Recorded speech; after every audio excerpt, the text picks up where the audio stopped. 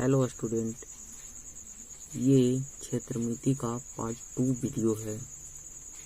Part 1 में हम समबाहु त्रिभुज का क्षेत्रफल यहाँ तक देखे थे कि समबाहु त्रिभुज का क्षेत्रफल √3/4 होता है। अब चलिए देख लेते हैं ये कैसे होता है। सबसे पहले हम समझते हैं समबाहु त्रिभुज किसे कहते हैं। सम का मतलब सभी, बाहु माने भुजा, सभी भुजा, त्रिभुज का सभी भुजा, जिसका सभी भुजा समान हो, सम माने समान, जिसका सभी बाहु भुजा समान हो तो उसे समबाहु त्रिभुज कहते हैं। जैसे कि यहाँ पे त्रिभुज का ये भुजा ए दिया हुआ है तो ये भी भुजा ये है और ये भी भुजा ए है। इसका मतलब कि ये जो त्रिभुज है ये एक समबाहु त्रिभुज है। अब चलिए, और हम जानते हैं कि त्रिभुज का क्षेत्रफल जो होता है वो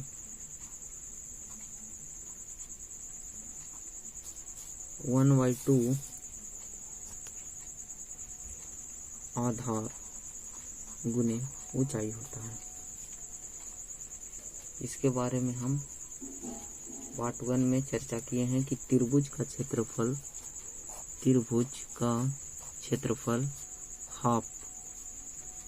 हाफ बी मीन्स आधार और एज का मतलब ऊंचाई, हाफ आधार गुने ऊंचाई होता है। तो यहाँ पे ऊंचाई हमारा ये हुआ। अगर ये ऊंचाई हमें मालूम हो जाए तो हम इस त्रिभुज का क्षेत्रफल निकाल सकते हैं। इस त्रिभुज को हम मान लेते हैं ये हुआ बी सी और यहाँ पे डी। इस सीबी पर बीसी पर हम ए से डी तक एक लंब डालते हैं। इस बीसी पर हम AD एक लंब डालते हैं जो कि BC को 2 बराबर भागों में विभाजित करता है।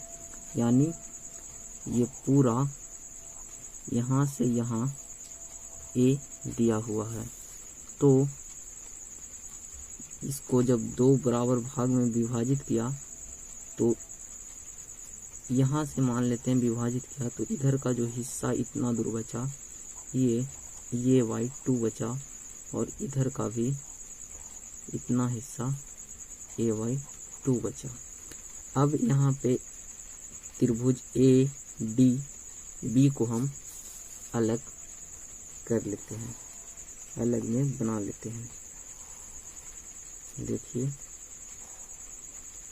ये हमारा त्रिभुज AB और यहाँ पे ये D हुआ। यहाँ पर 90 डिग्री का कोण बन रहा है। इसका मतलब ये त्रिभुज समकोण त्रिभुज है। समकोण का मतलब 90 डिग्री समकोण त्रिभुज है। अब हम जानते हैं कि समकोण त्रिभुज का एक फॉर्मूला होता है कर्ण स्क्वायर बराबर लंब स्क्वायर प्लस आधार स्क्वायर। यहाँ पे ये जो नीचे वाला दिया हुआ है ये हमारा आधार हुआ, ये हमारा कर्ण हुआ और ये हमारा लंब हुआ। यहाँ पे आधार जो हुआ ये हमारा आधार ये हमें दिया हुआ है a/2 दिया हुआ है। यहाँ पे हमें लंब भी मालूम है। यहाँ पे देखिए ये ए बी भुजा हमें मालूम है ए, यानी कर्ण, कर्ण भी दिया हुआ है ए, और हमें निकालना है ए डी यानी लंब। तो इस फार्मूला पे हम रख देते हैं।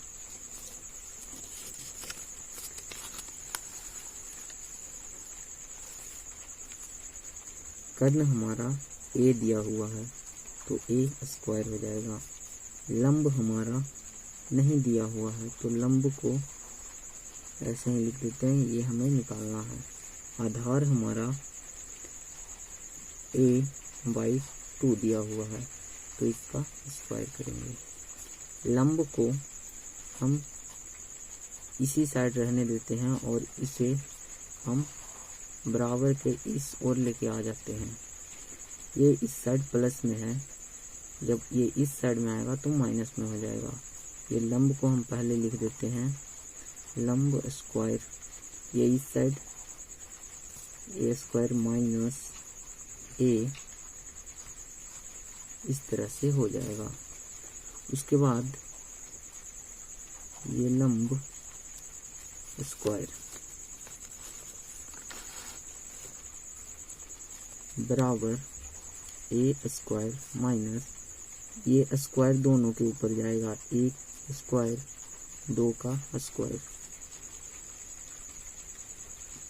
एक फार्मूला होता है कि यदि m/n रहे और इसका पावर x रहे तो ये पावर m पर भी x पावर होगा और n पर भी x पावर होगा। मुझे आशा है कि आपको ये पता होगा। तो चलिए यहाँ पे देखते हैं। फिर लंब स्क्वायर बराबर होगा ए स्क्वायर माइनस ए स्क्वायर, ये 2 का स्क्वायर 4 हो जाएगा। अब आगे देखते हैं। लंब स्क्वायर बराबर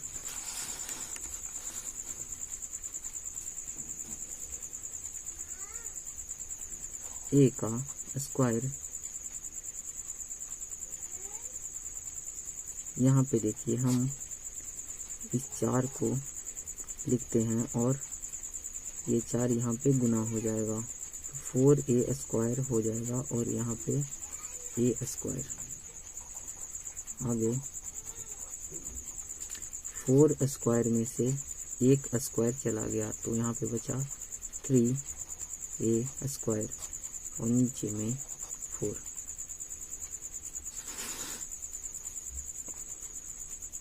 अब यहाँ पे हम लंब के ऊपर जो स्क्वायर था उसे उस साइड भेज दिए, यानी कि रूट में। तो यहाँ पे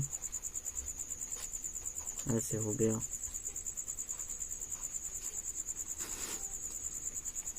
अब लंब बराबर ये जो है 3, ए को हम ए गुने ए लिख सकते हैं, ए स्क्वायर को। 4 को 2 गुने 2 लिख सकते हैं। उसके बाद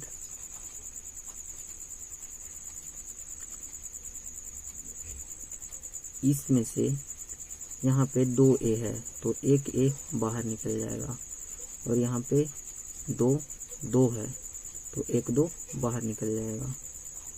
ये हो गया 2, ऊपर में बचा √3/2 इंटू a।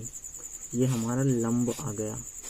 लंब यानी कि हमारा ऊंचाई आ गया। ये हमारा ऊंचाई h आ गया। अब इसी मान को हम वहाँ पे ऊपर में रखेंगे तो आ जाएगा हमारा आंसर। चलिए देखते हैं। यहाँ पे हमारा ये जो ऊंचाई है इसका मान आया है √3/2 इंटू a। चलिए अब हम इस फॉर्मूले पे रख कर देखते हैं। हाफ b यानी आधार। आधार हमारा दिया हुआ है a, तो a रख दिए। उसके बाद हमारा h यानी ये ऊंचाई हमारा ये आया है √3/2 इंटू a। अब देखिए यहाँ पे दो, नीचे में 2 और 2 है, यानी 2 दूनी 4, ऊपर में √3 नीचे में 2 दूनी 4, ऊपर में a और a है, यानी a²। तो हमारा यही फॉर्मूला आ गया √3/4 इंटू a², जो कि हम यहाँ पे देखे थे। तो आप देख लिए कि ये किस तरह से आया है। तो चलिए आगे बढ़ते हैं। ये हमारा समांतर चतुर्भुज का क्षेत्रफल, ये एक यहाँ पे समांतर चतुर्भुज दिया हुआ है। इसका क्षेत्रफल निकालने के लिए b यानी आधार में h यानी ऊंचाई से गुना करते हैं। ऊंचाई ये हुआ ऊंचाई और ये हुआ आधार। जब हमें ऊंचाई और आधार पता रहेगा तो हम इसका क्षेत्रफल आसानी से निकाल सकते हैं। चलिए आगे देखते हैं। आगे है समचतुर्भुज का क्षेत्रफल। समचतुर्भुज का क्षेत्रफल होता है हाफ d1 इंटू d2।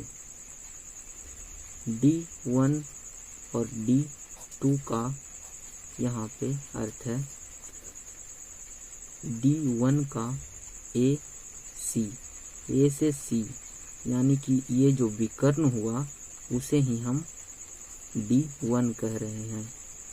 यहाँ पे देखिए 2 विकर्ण बना, एक विकर्ण ये और एक विकर्ण ये। पहले विकर्ण को d1 कह रहे हैं और दूसरे विकर्ण d को d2 कह रहे हैं। तो जब हमें ये दोनों विकर्ण पता रहेगा तो हम समचतुर्भुज का क्षेत्रफल आसानी से निकाल लेंगे। चलिए आगे देखते हैं। अगला है समलंब या समलंब चतुर्भुज का क्षेत्रफल होता है हाफ समांतर भुजाओं का योगफल। समांतर भुजाओं का योगफल गुने ऊंचाई। यहाँ पर समांतर भुजाओं का योगफल, यहाँ देखिए ये एक समलंब चतुर्भुज का चित्र दिया हुआ है। इसमें ये जो 2 भुजा हैं ये समांतर भुजा हैं। जब ये दोनों भुजा हमें पता रहेगा और ये ऊंचाई दिया हुआ रहेगा तो हम आसानी से समलंब चतुर्भुज का क्षेत्रफल निकाल सकते हैं। ये हमारा B2, ये B1 और ये B2 समांतर भुजा दिया हुआ है। इन दोनों को हम जोड़ेंगे, समांतर भुजाओं का योगफल यानी B1 प्लस B2 करके यहाँ पे रख देंगे, जोड़ के यहाँ पे रख देंगे और ऊंचाई से गुना करेंगे तो हमारा क्षेत्रफल निकल जाएगा। चलिए अगला देखते हैं। अगला है वृत्त। वृत्त को तो आप देखे ही होंगे, जैसे कि साइकिल का एक चक्का। साइकिल का जो चक्का होता है वो बिल्कुल वृत्त के आकार का होता है, जैसे आप यहाँ चित्र में देख रहे हैं। यहाँ पे वृत्त का क्षेत्रफल निकालना है तो हम पाई गुने r²। आर का मतलब त्रिज्या। त्रिज्या केंद्र से इस किनारे में को मिलाने वाली जो ये रेखा बनती है उसे हम त्रिज्या बोलते हैं। और जब हम ये पूरा यहाँ से यहाँ कर देते हैं तो इसे हम व्यास कहते हैं। ये पूरे को व्यास कहते हैं। और जब केंद्र से यहाँ किनारा मिला रहा है तो इसे हम त्रिज्या कहेंगे। आर का मतलब त्रिज्या होता है। पाई का मान 22/7 होता है या 3.14 होता है। चलिए अगला देखते हैं। अगला है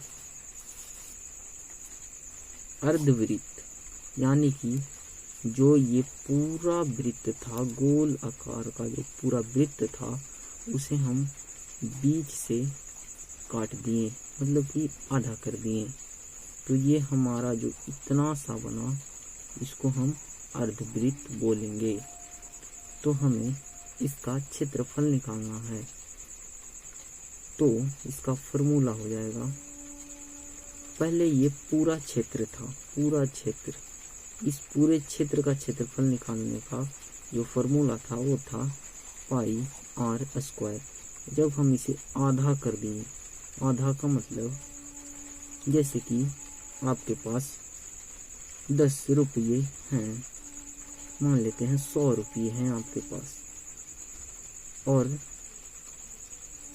आपका एक भाई और आ गया और आप दोनों भाइयों के बीच बराबर के पैसे बांटने हैं, मतलब आधे आधे बांटने हैं। तो आपके पास अब कितने रुपये हैं? तो आप बोलेंगे मेरे पास 50 रुपये हैं।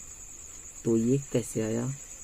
जैसे आपके पास 100 रुपये थे, आपका एक भाई और आया, मतलब कि आप 2 हो गए और दोनों में आधा आधा बांटना है, मतलब कि 2 से भागा दे दिए।